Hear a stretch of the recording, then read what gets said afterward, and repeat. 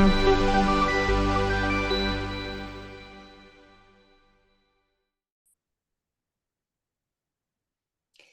and welcome to the Great Awakening podcast. I'm your host, Gisele Brun, and today's very special guest is a dear friend of mine, Christine Lauer, who is a certified acupuncturist and nutritionist. Welcome, Christine. Hello, thank you for having me. Thank you for being on the show. It's absolutely wonderful to have you on. We need to explain your unique acupuncture version and how you got to this wonderful modality that you're working with.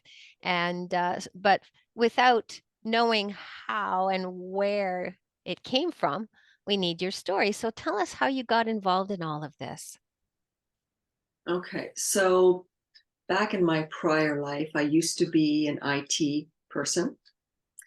And then when I had my daughter, when she became 3 months old, she developed eczema. And I was told change laundry detergent and switch formula. And I was given a cortisone cream. Mm. So, needless to say, none of it helped or worked. So, I that was basically the start of my journey. She was 1 year old, all her symptoms disappeared, and I didn't know why. Mm. So, I went back and I found out about a nutrition school through another parent. Didn't know such a thing existed. And sat in the class, and away I went. It was just, okay, here we go. And I thought I ate well. I quickly realized I didn't, and learned that basically what I was eating was also going through my breast milk. Um, Learned that what was in the formula, I was going from bad to bad. So I had like the dairy formula, and then they told me to go to the soy. So both of them weren't any good. Mm-hmm. And that was kind of like the start of my journey. Like, her eczema was on her face, it was on her forearms, it was on her legs. Mm-hmm. I couldn't let her nap because when she woke up, she would scratch herself bleeding. Ooh. And that's kind of how, yeah. So that was the first 9 months of life, basically. And I thought, oh my goodness, this is going to be here forever. And then I went on my way. Like I said, once I went to my nutrition school, I learned all about food. And I even learned after that a different way of testing for allergies, Mm-hmm. and progressed onwards to acupuncture. And now I use like a needle-free acupuncture to help people so they don't react. Very neat. And tell us a little bit more about this needle-free acupuncture that you do. Is it a device that you use? How does it work? I find that very, very fascinating. So what you need to do is you need to picture a computer, Mm-hmm. and you need to picture a laser that's Okay. connected to the computer by a USB, Okay. right? It basically looks like a pen. Mm-hmm. And on my software, I have all the information of all the different substances. Wow. So if someone, let's say, was reacting to, I don't know, broccoli Mm-hmm. or maybe mold, I Right. would load that up on my computer. Right. And then I take my laser and I'm pointing it to acupuncture points on the body, Oh, very neat. right? And then the body takes that information that I'm sending through Mm-hmm. and updates. So it's almost like the body is a computer and we have programs running for everything. Right. And that program for the broccoli became corrupted. So Ah. I'm sending in the fix, and Mm-hmm. then the body does the update. That's the easiest way for me to explain it. I find this awesome. So, if I get this correctly, this laser sends in a type of frequency because everything is frequencies. And if your body is at the wrong frequency, it will have a reaction to certain stimuli, for the lack of a better way of saying it.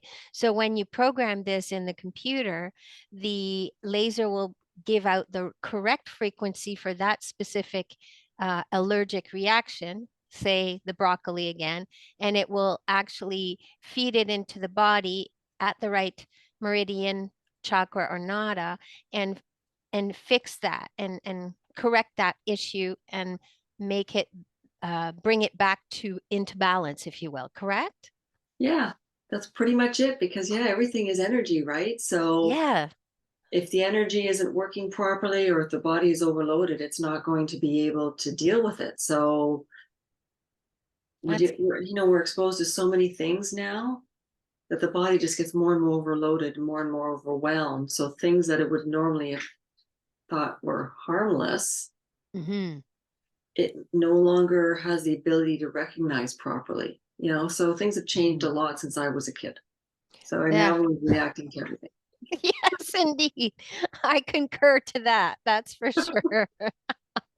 I'm going to have to make my appointment to see you very soon for certain chemical substance allergies that I have. We'll be able to correct that. That's for Yes. sure. Oh my God, that's wonderful. And the nutrition aspect, how do you integrate it into the two? Do you counsel your clients on both in tandem, or do you have programs that you created or are in the process of creating as a project to be able to offer to your clients that have a combination of both aspects?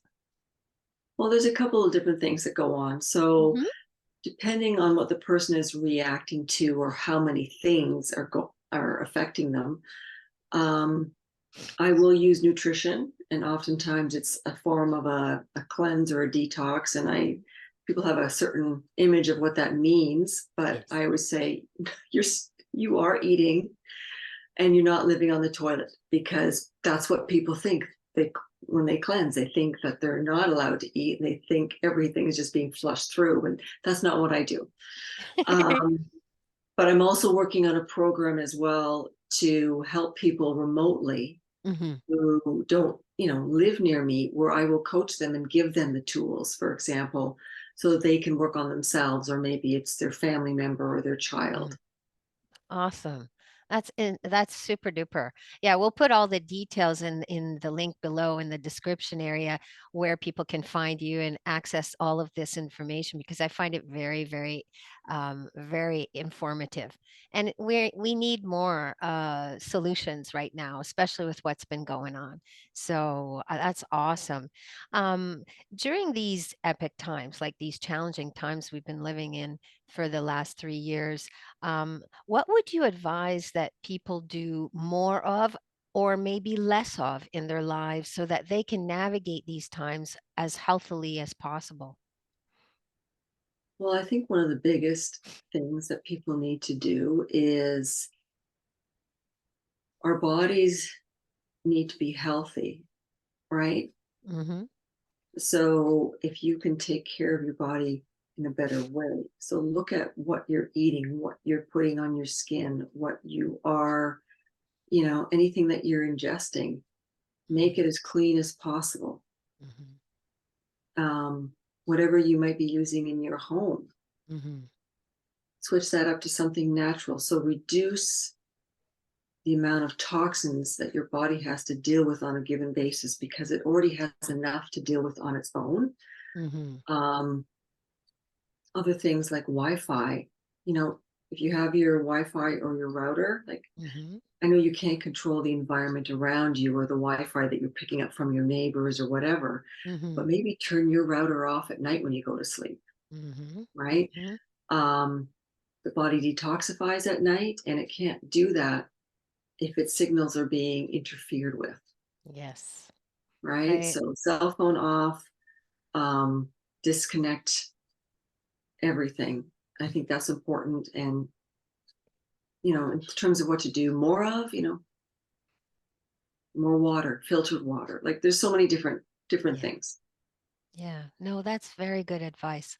I concur with unplugging and balancing the radiation in our devices is important as well. So I concur with what you said. Turn it Mhm. off your phone at night.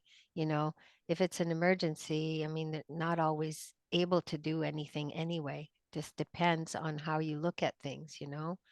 but turning off that at night, or at least, your modem once a week even would be helpful, right? Especially when we're bombarded with different frequencies throughout the day and we don't even realize where most of these things are coming from. They're all in the unseen world and they impact us. People, we don't realize how much it can impact our health, you know. Yeah. And if if you can't turn off your routers, or you can't avoid it, like maybe there are different companies and things like that that have, Yes. you can put on your devices, or Yes. some people like to wear certain protective crystals, like, or anything like that can be Hmm. beneficial too. Absolutely. I concur. Oh my gosh. Um, what does the Great Awakening mean to you Oh God. personally? Like, what does it mean for you and your journey? I think it's a shift in many things. So a shift in awareness, a shift in consciousness, even an awakening in terms of health, like I was talking about before. More people are going back to growing their own food, Hmm. um, the way things were meant to be. Yeah. It's a lot of things happening at once, and reconnecting with who we are, I think, is the awakening, right? There's that, like I said, the shift in consciousness. Yeah. I had someone that I was listening to the other day, and she made this simple little statement. And she says, you've got your higher self, your inner being, God, universe, whatever you want to call it, spirit. So no matter who you're talking to, maybe your father has passed away, right? Hmm. You're actually talking to your inner self, which is actually you, because it is all connected, Hmm. right? God is part of you, the universe is part of you, it's all part of you. So if we once we realize that, a lot of things will shift. Very, very, very profound. That's very deep, but it's also very profound to me. Resonates very, very much. Thank you for sharing that. That's awesome. you know, with the Great Awakening impacting all of humanity at this time, what would you advise people to do in order to navigate these times? Because they're very challenging for a lot of people. Do you have any advice, tools that you'd like to leave the audience with that might be helpful to them on their journey? Well, I think the big thing is to always stay positive, right? Being positive is also a choice, being happy is a choice. Um, there was one person who was in the concentration camps during World War II, and a lot of people died. And despite all of that, he says, the one thing they can't control is your thoughts. So if you choose to be happy and be positive, I think that is a big thing. Yeah. Thank you for A really sharing big that. thing. That's really good to know. And, coming from someone who went through hell and back, so to speak, have that advice, I think that's something that we need to take on and wear that with a lot of gratitude and understanding, especially at this time of year. Why don't we just give ourselves the best gift of all, which is gratitude, love, kindness, and Mhm. brother and sisterly love for all? And it should be year round, Absolutely. Yeah, Every day is a holy day. yeah, yeah. We forgot all about that, right? People have forgotten about that. Yeah, it's time to remember everything that was forgotten. Yeah, yeah. Oh, bless you. Thank you so much for coming on the show today, Christine. It's been such a pleasure to have you. I'm really grateful you came on. I want to wish the audience happy holidays, wherever you may be, however you may celebrate. May this year bring you joy, happiness, and much, much, much abundance and prosperity. And in the new year, a multitude of blessings come your way. Thank Mhm. you, everyone. Lots of love. Until next time. Bye. Bye.